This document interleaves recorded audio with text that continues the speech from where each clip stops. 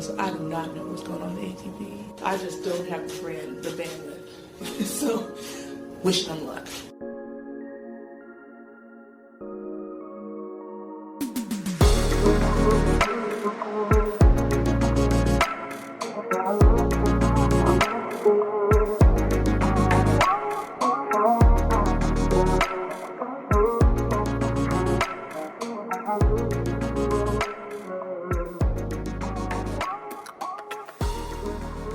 Hello everybody, welcome back to The Body Serve. I'm Jonathan.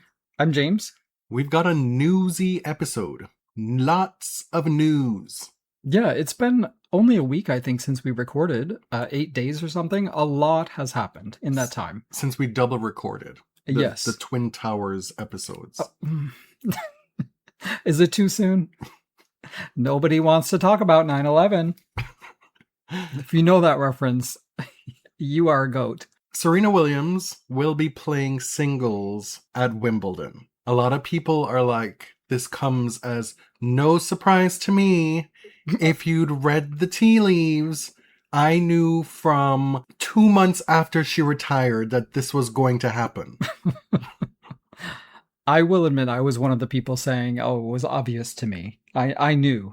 Not from that early.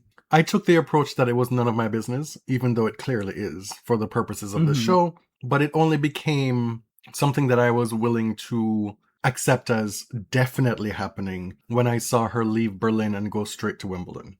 Yeah. Venus is out here traveling to Bad Homburg, where she played singles today, is going to play doubles. And given that they were going to be playing doubles together, I thought they'd link up somewhere and play doubles together or train together. No, Serena goes straight to Wimbledon. She's taking pictures. She's got the girls on the court with her. And we get the news when? Yesterday? Yes.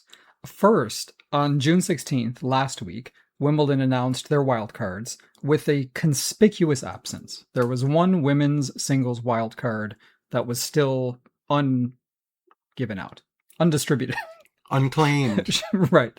Now, of course, Ben Rothenberg asked Serena about this in her Berlin press conference. Do you want to do a dramatic reading? Hand me my phone. It's over there.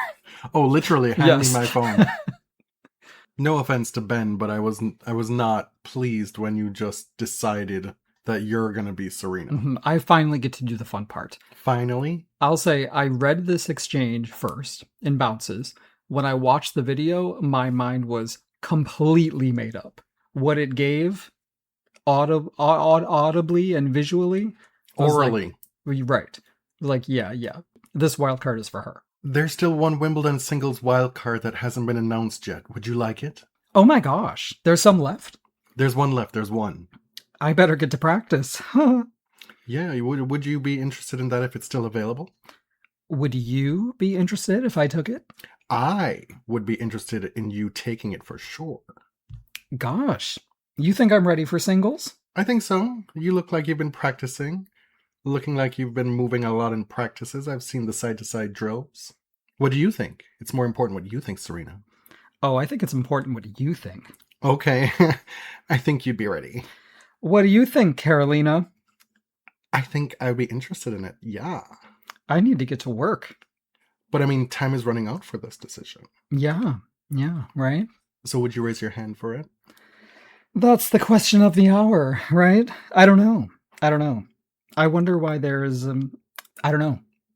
And so notorious bad liar, Serena Williams. Serena the Drama Williams. Days later is now confirmed to play Wimbledon. Yeah, this exchange was so Serena, so cheeky. It became very, very obvious watching that this wild card was hers. To me. I think I've been a dumb bitch throughout this whole process, forgetting how much it takes behind the scenes for somebody like Serena Williams to do this. The kit that's involved, the planning, the X's and O's, the this, the that, the agents, Jill, make her rich, that's involved.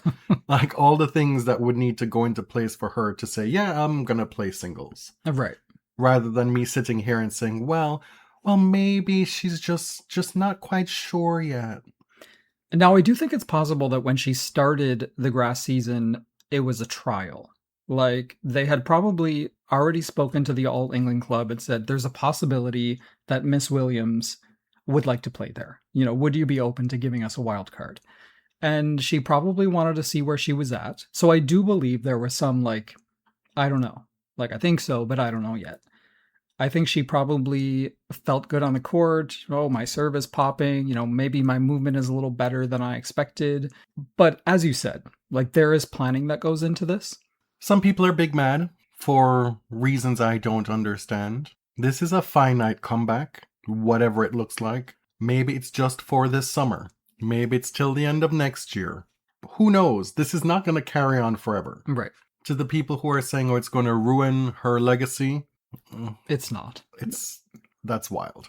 To the people who are making grand declarations about how this is so indicative of how poor women's tennis is, that Serena Williams could march in off the street of retirement, however many years later, at 44 years old, and possibly win a couple rounds. Fie, WTA. Right. You're terrible. She hasn't won a match yet. Right. She hasn't played a singles match. I don't know. I understand where this is coming from, but people are going to talk shit about women's sports regardless. What is coming from? Where this sort of anxiety about a Serena return is coming from. And I expected, don't do it. Like, we want to remember you as excellent. And also, if you beat some of these women, it'll be embarrassing for the whole sport. And I feel very strongly that we need to break out of that thinking. We've done a lot of defending of women's tennis on this podcast over the last decade, and I'm very much in the offense stage, right? I don't believe at this point women's tennis needs to justify its quality. So if Serena wins a match or two, who cares? It's a no-win situation. And so I fall on the side of let these women do what they want. Mm-hmm. Venus Williams is out here unable to win a singles match since almost a year ago, but she's trying. Yeah.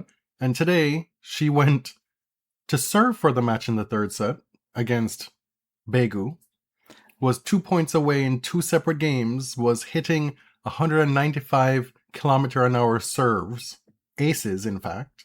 Couldn't get the job done. Okay. I was surprised to find out that Peabo is still out here. Do you want to tell the children where we last saw her? We left her in Toronto. Must have been 2017. We were at that match, the only other time that they'd played, and Venus won in 3 sets. It was a weeknight. It went very late into the night. There were rain delays. Mm-hmm. So yeah, I'm so unbothered by telling people what they should do in this situation. Oh, okay. Like you don't want to tell people what to do. There's going to come a point where the wild cards dry up. We are of the opinion that wild cards are inherently not about fairness. No. So the moment you come about, taking a spot from a young person, miss me with that, don't care. Because would you rather have 8 Brits out of the top 500 get wild cards? Dan Evans can't get one in his final tournament. Right. Like we can argue that that's unfair. Clearly the All England Club doesn't really care about boosting this retirement tour for him. Is it fair that Serena came and snatched possibly Venus's last wild card to Wimbledon ever? Is that fair? Right. There's a large sliding scale of fairness, and none of it is fair. No, I mean, if the GOAT knocks on the door and says, "Do you have a wild card for me?" they're going to give it to her. Like, obviously. Now, I just don't think it's really that serious, right? If the comeback is a flop, if she can't win a singles match, then we all go back to our regular lives. She goes back to her MAGA-adjacent husband. She makes her investments. She raises her beautiful children, and the world still turns. The 23 slams don't disappear. And if she beats a few people, fine. She's the greatest.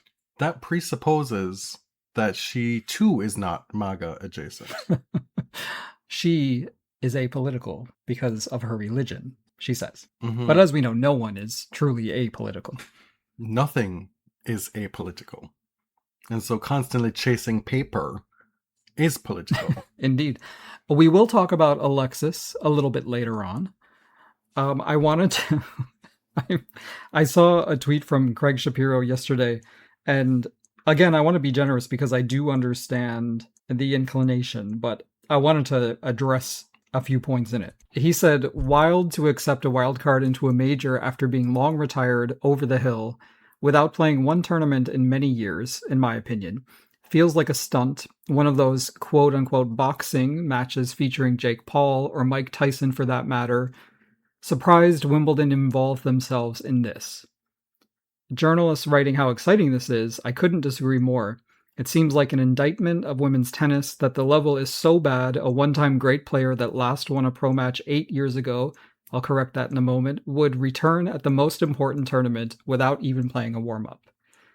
Now, no one is required to be excited about this, right? No. Like, I would never quarrel with that. I do find the comparison to Jake Paul to be deeply disrespectful. Jake Paul is somebody, he was a YouTuber who wanted to become a boxer, right? He became a boxer as an adult. Mike Tyson is what, in his 60s?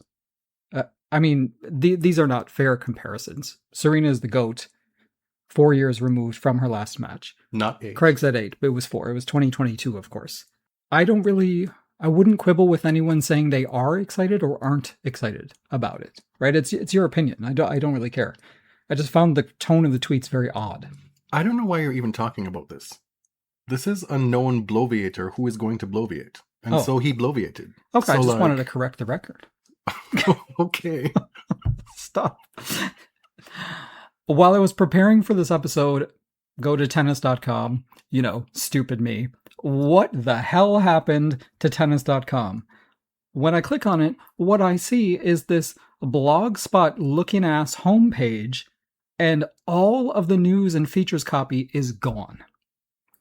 What is going on? So I Googled it. Of course, the tennis subreddit was talking about it.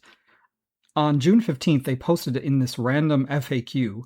Tennis app and website has evolved into a dedicated scores and tournament information destination. Are you serious? Many of us remember that tennis.com was the website of Tennis Magazine, which used to publish in print every month that you could get at any newsstand or Barnes & Noble. This is just such a sad state of affairs. And think about the writers who published a lot of work on tennis.com. Where is it? Like, it's gone.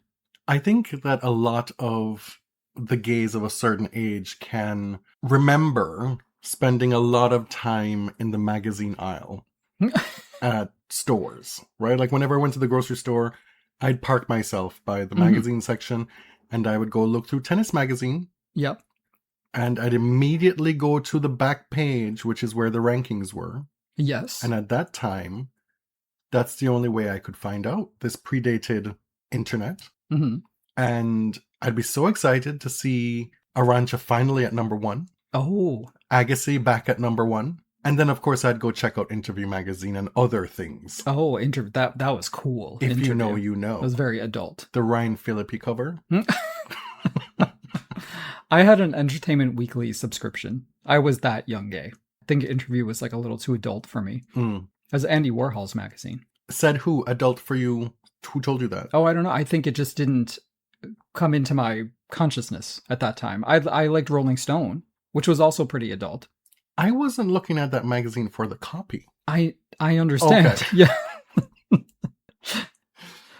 But that is a sad state of affairs because I was still going to the website just to catch up on the news and stuff. And it's totally gone. Now it says, go to tennischannel.com and all you get is this homepage that says how to watch Tennis Channel for free in your country.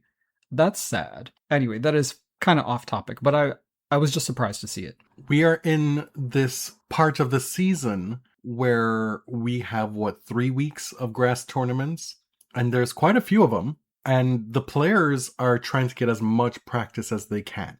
Bag of tournaments last week, bag of tournaments the week before. And we're going to talk about some of the results. In Berlin, hopefully we're there next year. I'd like to make that happen. Oh, really? Yeah. Okay. Linda Noskova cracks the top 10 by beating Jessie Pegula in the final. At this tournament, Aryna Sabalenka suffered a second consecutive third set bagel loss. And by that I mean in consecutive tournaments. Yeah. which apparently is a first for a WTA number one. In the semifinal versus Pegula, Sabalenka won the second set tiebreak after a rain delay, and then failed to win another game. I mean, that's how bagels work, I suppose. Right. But the shift in momentum was interesting, right? Because they come back from a rain delay. Arena wins like 6 of the next 7 points to snatch that second set, and then it shifts again. Is Jessie Pegula a main contender for the Wimbledon crown for the Venus Rosewater dish? Ben Rothenberg is peddling that. Not peddling. Linda Noskova said no. Not so fast. Now, I know this is not Wimbledon, but Linda did her big one here. Took out the wild card Paula Badosa. Hey, she's back. Reappeared to set the record straight on the toxic relationship with that man. Well, didn't even say much, but we got the message. I mean, I'm not really interested in all that gossip. Mm-hmm. Oh, is there a but or an and or? No, that's Okay. That's it. That's all I'm going to say. All right. Then she beats the wild card Alex Ayala. Talk about her in a second. And of course, the number 3 Pegula to win this title. Top 10 for the first time. It's her first grass title and her second WTA title overall. Ayala, for her part, she knocked out Rybakina 7-5, 6-4 after beating Queen's champ Vekic with the same score. Donna Vekic was back in the winner's circle on her favored surface the week prior. She then beat Svitolina to reach the semifinals. Grass is clearly her best surface at the moment, and that's borne out in the win percentage. Mm-hmm. She looks good on it. I think it suits her game, whereby she's unable to overpower a lot of players on hard courts, and on clay courts, she's able to push the ball through the court. That's a very loaded verb there. Not push. She's able to get the ball through the court better, more easily on this surface. Rybakina's grass season is not going as she'd hoped. She had entered 3 warm-ups plus Wimbledon. She's not playing this week, but so far she's only won 1 match during this grass season. That was over Tatiana Maria, last year's Queen's Club champion. I speculated on a previous episode that part of her entering all these tournaments was not just for grass court preparation, but to maybe snatch the number 1 ranking. Yeah. And that would be a first for her. She's never been number 1. Mm-hmm. Now, Arena is giving her an opening, but it feels like everybody's kind of flopping a little bit. Miss Goff hasn't won a match on grass since 2024 at Wimbledon. Arena keeps getting bageled. I mean, it was just twice. Right, but what is going on at the top of women's tennis? We'll see what Iga is saying this week. She's playing at Bad Homburg. Even Anisimova hasn't really, lit a fire or made anything happen so far on grass. We'll talk more about this on our Wimbledon preview, which has to come out very soon, actually. Oh, shit. It starts next week. Like Friday? Yeah. We have to do this Pride weekend? Happy Pride! That's probably going to be Friday night. Yeah, it has to be. Anyway. Marie Boskova is a titleist in Nottingham, beating a resurgent Emma Navarro 7-6, 4-6, 6-2. She's won 2 titles this year, along with 1 last year, for kind of a little mini career renaissance. Mm-hmm. All 3 surfaces were represented in those 3 titles. And the same thing is happening with Emma Navarro, sort of. She's been dealing with health issues. She didn't really disclose what exactly was happening. But she dropped to number 39 in the rankings, having just recently been in the top 10, about a year ago in June 2025.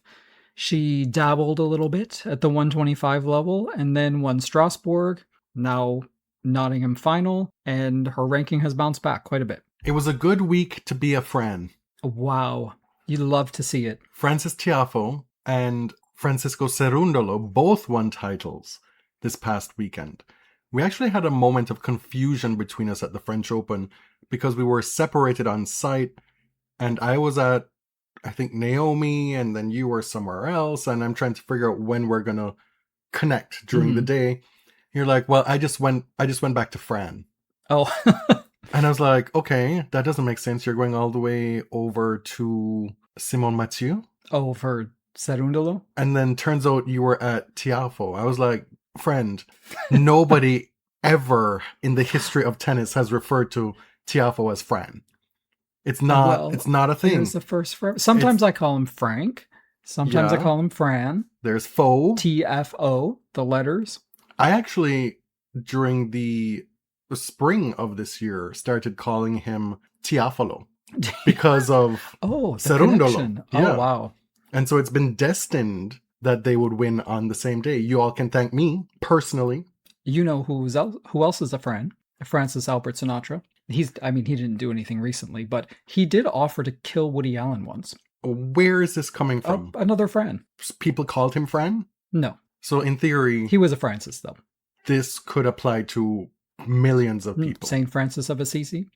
Okay. Francis Tiafo beat Taylor Fritz 6-4, 6-4 in the Hala final. It's back-to-back weeks for a final appearance for Taylor Fritz. Of course, he lost in the final the week before to Ben Shelton. So this is back-to-back finals appearances. Good. Mm-hmm. Still Just good. Unable to, claim the giant trophy that nobody seems to know what to do with other than stuff it betwixt their legs. Well, I saw you post that on Instagram. What exactly is one supposed to do with I that? don't know, but both Cerundolo and Tiafo just lodged it between their legs on the ground. Yeah, like a cello. Okay. Do you think they can identify a cello? I don't know. This was Francis's first win at the 500 level, his fourth career title, and first since Stuttgart 2023 after losing 4 finals in a row. On his way to the title, he beat Kaboli Auger-Aliassime, saving match points in that one. If you did not watch that third set tiebreak between those two gentlemen, you should go and see it. They each had multiple match points, and that tiebreak just went on and on and on and on. Regardless of whoever won it, you'd be thinking, how did they win it? Fran Tiafolo pulled it out. And then, of course, he goes on to beat Fritz, and that means he had 3 top 10 wins at this tournament. In the final, Francis lost only 7 points on serve, which I think speaks more to the quality of returning than it does to the quality of serving. It's a little bit of both. As you always say, it's a little bit of both. Yeah, it can be a 0.75 to a 0.25 to create a hole, which is the big hole in Fritz's game. Okay. Queen's Club. This was one of those heartwarming stories that you get maybe 3 times a year on the ATP Tour. Try as they might to create all these lovey-dovey, great heartwarming stories, they often feel forced, and they're often peddling undesirables in our face. Mm-hmm. It has to be organic. Like that guy hunching over and hugging a fan who seems to be special needs. And everybody's like, oh my god, what a love. Oh! Miss me with that. Oh, when did that happen? This past week. Oh, really? Yeah. Oh, dear. And the comments are like, oh my god, he's such a great guy. He's such a great guy. Anyway, Francisco Cerundolo's father had never traveled overseas to watch either of his sons play tennis. And apparently he has a fear of flying that is caused by some big airplane crash in history that... Yeah. The one that they made that movie Alive about. Okay. It was like the team that crashed in the Andes. But he even went to therapy to try to get through this fear. And credit to him, he got on a plane to see his son win on Father's Day. They got to the match just, 2-3 games out from the finish? Like Right. It was a last-minute decision. They barely got there. And Cerundolo needed that support because it was dodgy at the end of that third set. And he sees his papa and his mama and speeds to the finish line. It was the longest ever Queen's Club final, 3 hours and 2 minutes. So what if it hadn't been the longest ever? They wouldn't have seen anything.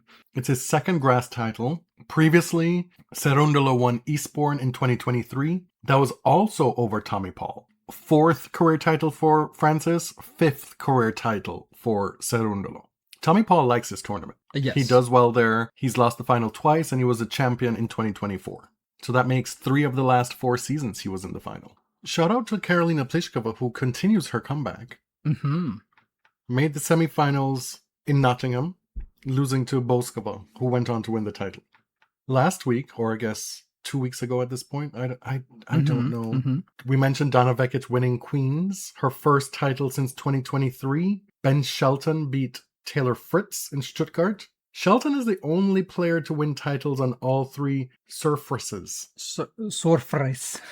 this year. He currently holds 4 titles at all ATP levels, which of course includes winning Canada last year. Mm-hmm. Robin Montgomery. Hey, first final, first title, wins Hertogenbosch. The tournament has 3 names, and I feel like Wikipedia always calls it Rosemalen, because that's the town that it's in. Sertogenbosch, I suppose, is the region. And the Libema Open is the official name, like the sponsor. In case you were confused, like I get every year, Robin beat Barbora Krejcikova in the final via walkover. Great to see Barbie back in a final. Not great to see her give a walkover in that final. But let's talk about Robin Montgomery. Comes into this tournament ranked 484. She was a qualifier, and she's been on this kind of long return from a wrist injury that she sustained in Wimbledon qualifying last year. With the title, she jumps to 194, nearly 300 spots. After winning 2 qualifying matches, she beats Kazatkina, Minin, Snigor, and Tomljanovic. And Robin, just like Francis and like Haley Baptiste, is from the DMV, from the Washington, D.C. era, and trained at the JTCC in College Park, Maryland. On the men's side in Sertogenbosch, Kamil Majchak beats the tournament's top 3 seeds. Number 1 Felix in the quarterfinals, number 3 Medvedev in the semi, and number 2 Alex de Minaur in the final. Felix was only his second top 10 win ever, and then he does it 2 more times to get 3 top 10 wins in the same tournament, just like Francis did this past week. Now, Majchak, you may or may not remember, was suspended in 2022 for testing positive for 3 banned substances, including SARMs. Yep, he tested positive for anabolic agents and metabolites, and he argued that it was unintentional, that his nutritional drinks had been contaminated. The ITIA tested and later confirmed that this was true, and his suspension was reduced to 13 months. The first big breakthrough of his comeback was reaching Wimbledon's 4th round last year. Somebody who I've picked to be a breakout candidate on this show before, Bu Inchakete, he won back-to-back challenger titles on grass. In Birmingham and then in Ilkley, he, unfortunately, still has to play qualifying at Wimbledon and is the number 3 seed in qualifying. The titles took him from number 166 in the rankings to number 107. In other doping suspension news, a big one dropped today. A big one. I woke up to see that Marketa Vondrousova has been suspended for 4 years. This was by the independent tribunal convened after she refused a test back in December. The anti-doping rules view refusing a test as equivalent to testing positive for a banned substance, and the punishments are the same. You may not have heard the first time we talked about it, but what happened was on the 3rd of December in 2025, a doping control officer came to her home around 8 p.m. She refused to submit to a test. At the time, she posted an Instagram story saying that the officer had come after the time that she said she was available. Now, this was an out-of-competition test, and the timeframes actually don't matter. In out-of-competition testing, the point is actually that it's supposed to be a surprise, right? You're not supposed to be able to prepare for it. Athletes who dope do all sorts of things to give clean tests when they can plan for it. Now, I'm not insinuating anything, but it just speaks to why the punishment is so rough for refusing a test, because you can imagine that dirty athletes have refused tests many times. She could have gone the whereabouts route and just not answered the door. That actually would have been the best option, is not answering the door. Because you get 3 of those before you get a penalty, before you get wrapped up in a doping case. Right. And the punishment is way, way less than 4 years. Now, you remember we talked about her Instagram stories when it happened. And I think it really, really hurt her case here because she presented 2 stories that were not necessarily contradictory, but they didn't help, right? They weren't a really clean defense. Once she was caught and the ITIA announced what had happened, she explained that she suffers from generalized anxiety disorder, that she had an acute stress reaction, and she said that stress and lack of sleep contributed to her decision-making in that moment. And she also mentioned kind of the trauma of seeing what happened to Petra Kvitova when somebody invaded her home. Now, I found that a little odd. And I don't think anyone was questioning her medical or mental health situation, right? Like, I believe all that. That all is legitimate, but it did differ a little bit from the story she told at first. Of course, lots of people questioned it. People are always going to question it. Well, sure. You may not have. I was trying to be open-minded, but I also knew, having seen a lot of these cases, that she was going to have a real uphill battle here, mounting a defense.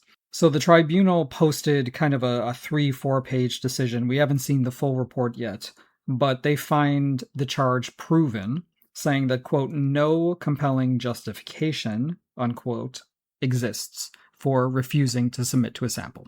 Karen Morehouse of the ITIA said, quote, our testers are well trained, professional, and the gender of our testing witness always matches the player. They carry ID at all times, and players are able to verify their identity in other ways if they are ever unsure. Now, you recall that Marketa posted a photo of that doping control officer in that Instagram story back in December. I found it weird at the time that she would post a photo, but she identified that person as an officer. Basically acknowledging that she accepted that this is a person who works for the anti-doping authorities, but she still refused to give the test, knowing full well that the consequences are extremely harsh. Well, she was saying that why are they showing up outside of the specified hour that I've given? She's been doing this for a long time, right? She should know better. Yeah. 4 years, it's a lot, right? A lot of people have said this is draconian. If she appeals, it will almost certainly be reduced upon appeal by CAS, unless there's some shit we don't know about. Now she has to go through this process of appealing, and had she just not played at all since December, that would count as time served, but she popped up for Billie Jean King Cup. Oh, and yes. So now the clock starts now, essentially. She was scheduled to play Wimbledon, actually. She was a defending champion in Berlin. Yep. Didn't play there, but she was scheduled to play in Wimbledon. And so now the clock starts 4 years from now, pending appeal and a suspended sentence. She's 26 years old, which means that she'd be 30 if this sticks. If she chooses to come back. She's only 26? Yeah. Oh. So, I don't know. I know that 4 years is a lot. It could be career ending. It certainly changes the trajectory of your life. But these rules do exist for a reason. Refusing a test is okay, Babylon, suspicious. I know, through. Right? Come through. I'm just saying, I get it. But I also know that this will probably reduce if she appeals it. And I think that it is fair to look at some of the high-profile doping cases in tennis recently and say, well, she didn't test positive. These other people actually did, right? They actually found prohibited substances in their samples, and they got way less, or they got to deal with it behind closed doors. And I totally get that. Like, I get the comparison. I don't know where I've stood on this in the past over the last 12 years. I'm sure I've said some out-of-pocket stuff. I'm sure I'd been way more draconian than how I feel now.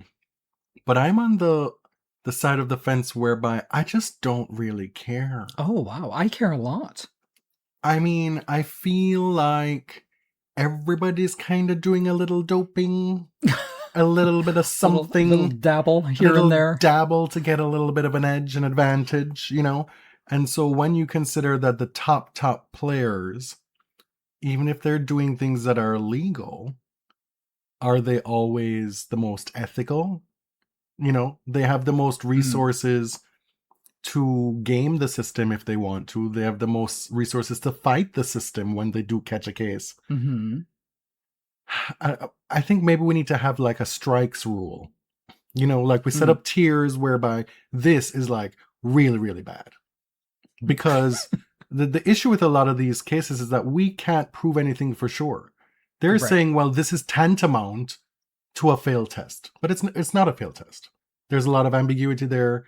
And so maybe we should try and reserve the really draconian punishments for the things that we know are provable.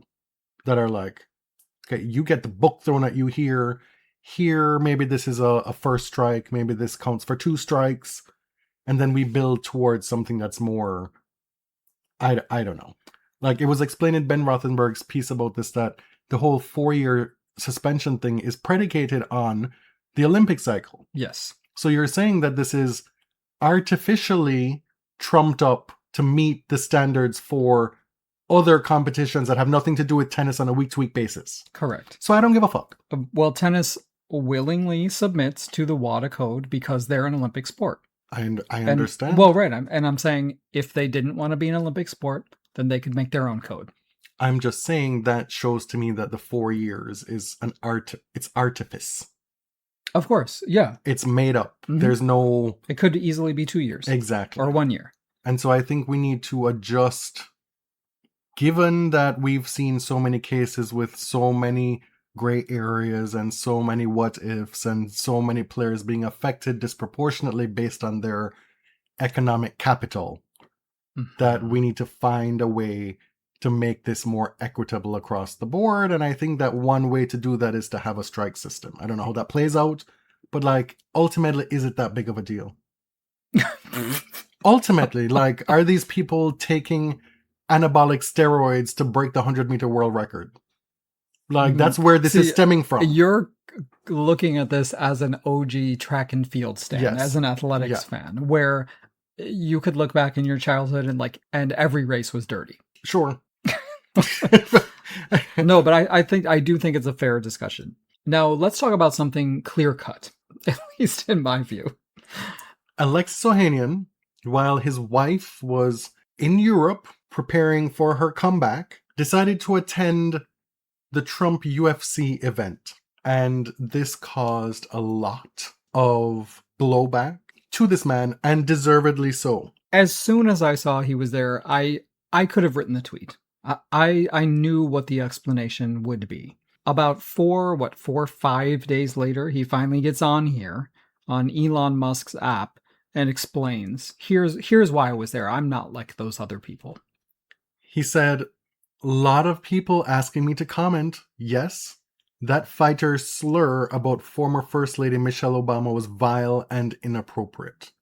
Because at this event, out of nowhere, this monstrosity happened. Well, this monster performed this. Apropos of nothing. Apropos of nothing. Essentially, don't forget, Michelle Obama's a man. Because the cruelty is the point, and it is the joke, and it's the fun of being MAGA. He goes on to say, I attended the UFC event via invitation from TKO IMG leadership. In parentheses, I own 5 pro sports teams plus a league. Oh. Not the flex he thought it was. I was already on my way home when those comments were made and was glad to see Dana condemn them. So what would you have done if you were there when the comments were made? Would you have jumped into the ring? Would you have bashed him? But you weren't there, so like, this has nothing to do with me. Marked innocent. I was on the way home. For context, I resigned in protest from Reddit, the company I co-founded and built for over a decade, specifically to push it to curb communities for hate and violence on the site. Anyway, do I believe that Alexis is MAGA? I don't know. Probably not. But in the grand scheme of things, does it matter what he believes in his heart? What matters is how you act. And he decided, yeah, I should really go to this Trump birthday MMA abomination in front of the White House because it's really important for my business. And that says a lot about you. And all of the criticism you've gotten is well-deserved. And your wife is getting the blowback, right? Serena will get most of the criticism, actually, because she's more famous. She's more important of a figure.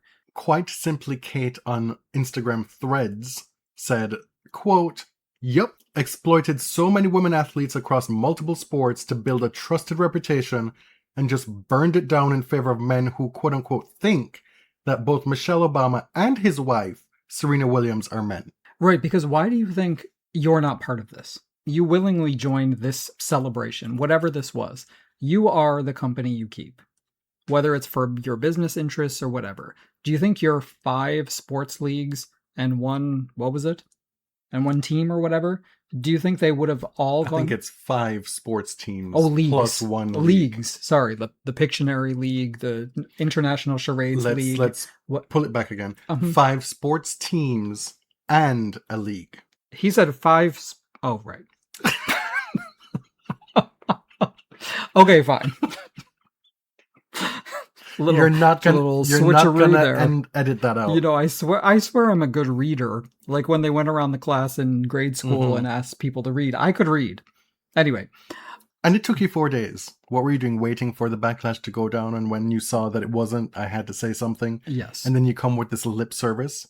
What I was gonna say is like your 5 sports teams and a league are not gonna go bankrupt because you didn't go to this one event, right? If you stand on business. If you're on your 10 toes all the time because you love Black women, you uplift them, you love women's sports, do it. Show us. Why were you there? Like, it would have been just as easy to go to London or to stay home and watch TV. You did not have to be there. But now I know. Corentin Moutet. This dude is so tiresome. And I feel like such a prude for having an opinion on this. It's just so stupid. It is stupid because on the face of it, I don't care that he cursed the first time. Like, right. People curse, whatever. But then Clear Balding is like, okay, let's try that again. Let's not do it. And then he immediately comes back and says, fuck, fuck, fuck.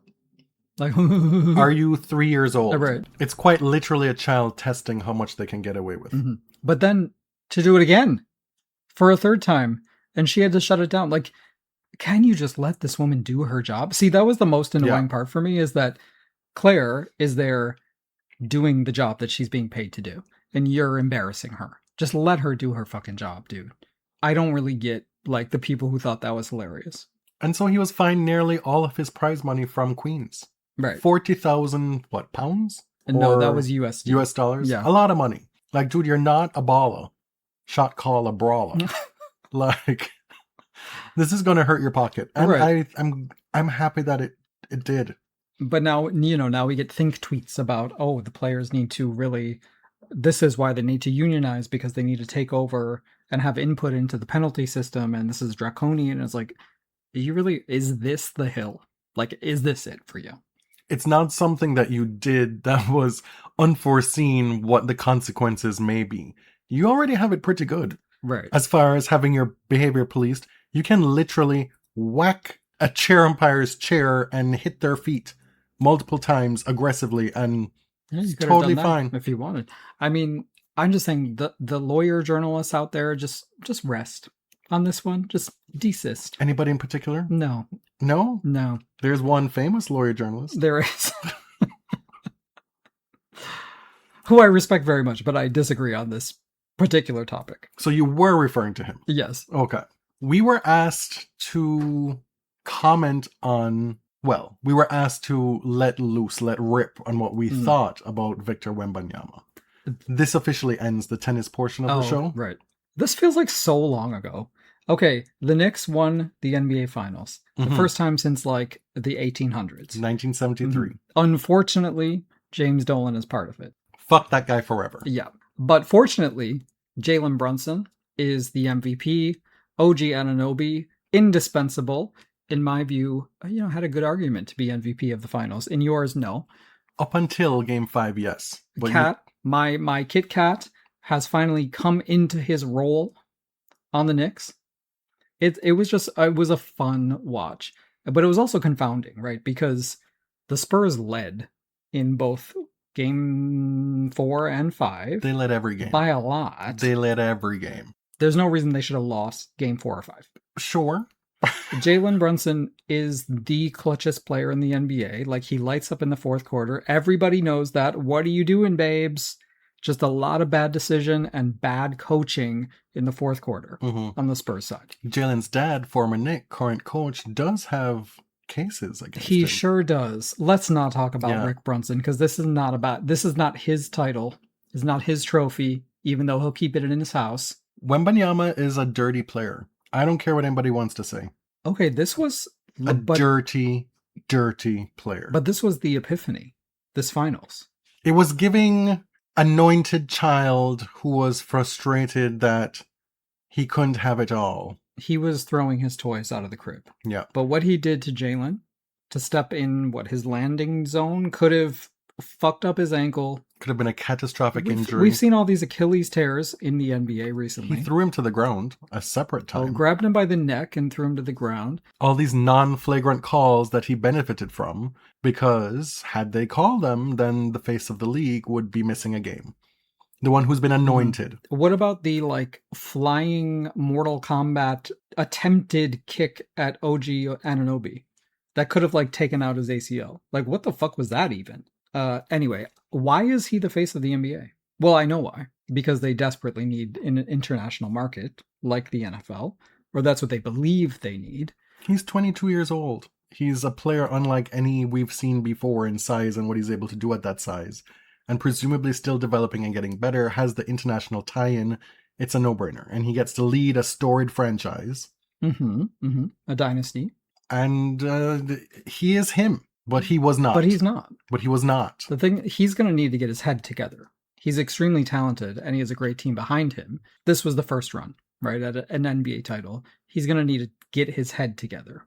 Because that shit is not going to carry him. Also, why are you 7'5" and not driving toward the basket? Well, part of it is that his handle is not that great. So the driving to the basket, and he's skinny. You have some of the best defensive perimeter players on the Knicks.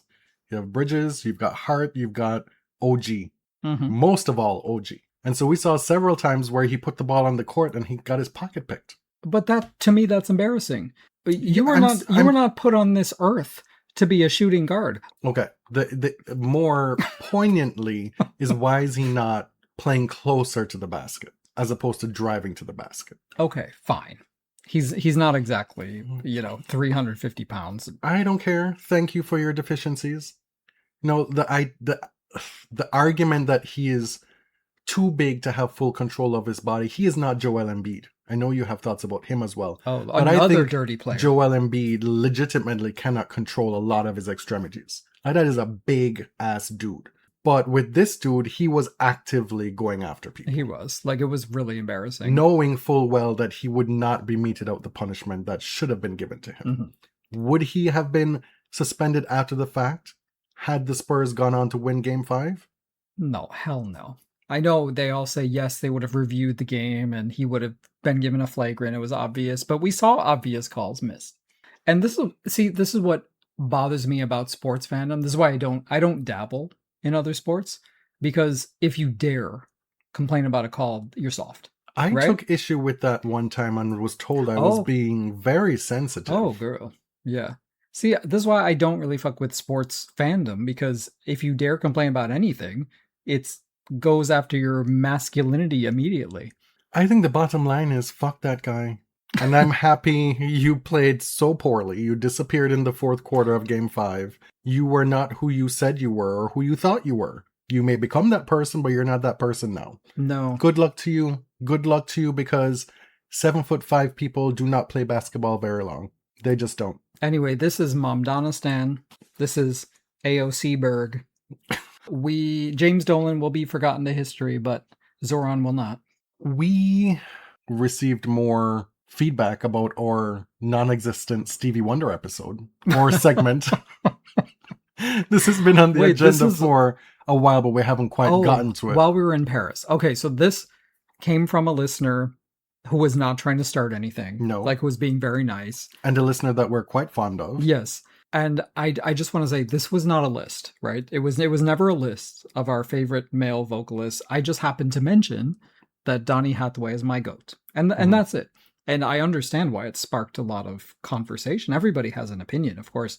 So I think with the recent news of the passing of Peabo Bryson, who was somebody I listened to quite intently growing up, it was Peabo, it was James Ingram, it was Michael Bolton, and Luther. Mm-hmm. Those were my 4, and Babyface. Those were my 5 when I first started listening to music that I really took in all they had to offer. And then, of course, I've expanded as I, was no longer just 10 years old.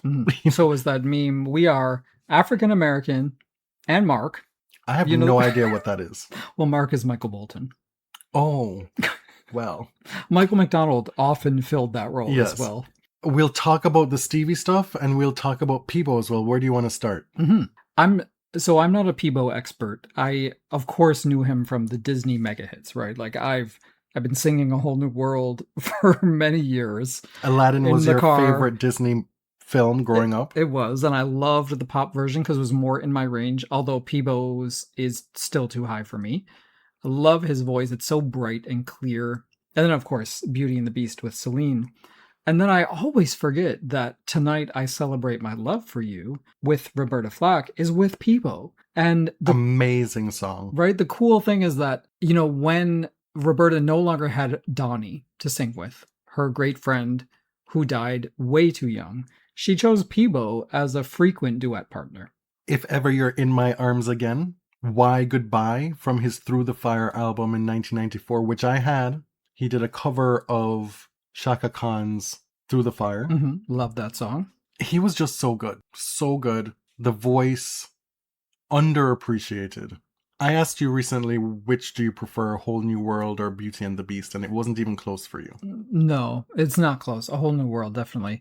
I never really loved the actual song, Beauty and the Beast. I found it a little bit repetitive. It's the end of an era with both Peabo and James Ingram going so closely together. Mm-hmm.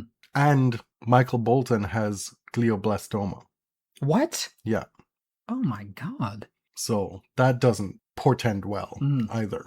But going back, we were asked by this listener, well, you said you had Talking Book and what was the other one? Fulfillingness on rotation. What about Intervisions and Songs in the Key of Life? This is the catch-22, right? Everything I say, it's going to be a what about this one? But well, it's yes and. It didn't mean that those albums were not in rotation as well. They just happened to be maybe your favorites. Exactly. Is that the case? Exactly. And, you know, if you ask me, like, what is Stevie's best song? I think it's As, which is on Songs in the Key of Life. It goes on for a long, long time. It does. I'm not partial to songs over 7 minutes. Mariah just came under the mark with that song on Caution, the one that you don't like. Oh, right. The one with Slick Rick? Giving Me Life. You were right, Slick Rick. Yeah, Slick Rick. And Blood Orange. Oh, yeah. What about Hotter Than July? You know, the thing is, like, I haven't thought to make a list of male vocalists, and so it's not exclusive. I love Sam Cooke, Otis, Bill Withers, especially, of course, Marvin Gaye, but like from a vocal standpoint, I prefer Bill, Freddie, of course, but like most of my faves are R&B and soul singers. But the list goes on. So if I've excluded someone, don't assume that I don't like them. Overjoyed. Amazing song. Lately. Yeah. Like, see, these are all in my karaoke rotation, as you know. You've sung Lately so many times. It's actually a request on occasion. One of my favorite Stevie Wonder songs is I Never Dreamed You'd Leave in Summer. I like when his voice is haunting. Which it is on Lately as well. He's one of the few artists that need very little accompaniment to be able to convey everything in a song. A lot of people, when they sing a cappella or, you know, it's just not good. Well, they need a lot of help. A lot of the pop singers can't sing. I mean, I'm like Whitney. I like singers. That's who I listen to. Now, you don't have to be off key on the record. There is pitch correction for that. But we know. Also, I believe when I fall in love, it will be what? Forever. What other songs specifically do you love of Stevie Wonder? One of my favorites is Saturn from Songs in the Key of Life. I like, well, you already said it. I believe when I fall in love, it'll be forever. It goes on forever. And there's like this counter melody and this almost fugue toward the end. We had mentioned. If it's Magic, also from Key of Life. We had mentioned You and I from Talking Book before. Of course. And Tuesday Heartbreak is like an album cut from Talking Book that I really love. So, rank your favorite Stevie Wonder albums. Oh my God. So that there's no confusion. Yeah. No, the only thing is, like, Talking Book has such a sentimental place for me. Like, it's purely emotional. Talking Book is my number one. Then Key of Life. And then everything else, right? I believe the genius phase started with Talking Book. Some people say Music of My Mind. I disagree. Despite them being released in the same year. Right. The prolific nature of this man Right. is crazy. And it's like, yes, I will also play all the instruments. But did you know he worked with Ray Parker Jr. as his guitarist, who is the Ghostbusters guy? I did not know this. But, before Ghostbusters, Ray Parker Jr. was known as the session guitarist, like a virtuoso. So Stevie was great at all the instruments, but usually called in a ringer for guitar. All right. Once again, I want to put my hand out and beg for help with US Open tickets if anybody's able to do so. Specifically, like if you have a connection. Yeah, if you have a hookup, if you have a secret. Yeah. We'll keep the secret. But if you're able to help us with those tickets, that would be awesome. All right, that's all. We'll be back very soon with a Wimbledon preview this weekend. My name is Jonathan. You can find me on Blue Sky at Tennis John. I'm James at ElliotJMR. 2 L's, 2 T's. Everything Body Serve related can be found at linktree.com/thebodyserve. This episode will come out on Tuesday because we are going to deal with dinner and also watch Love Island. Casa Amor, Day 2. The women are about to be wilding out tonight. I'm here for it. Thanks for listening. Till next time. Merci à tous. Merci.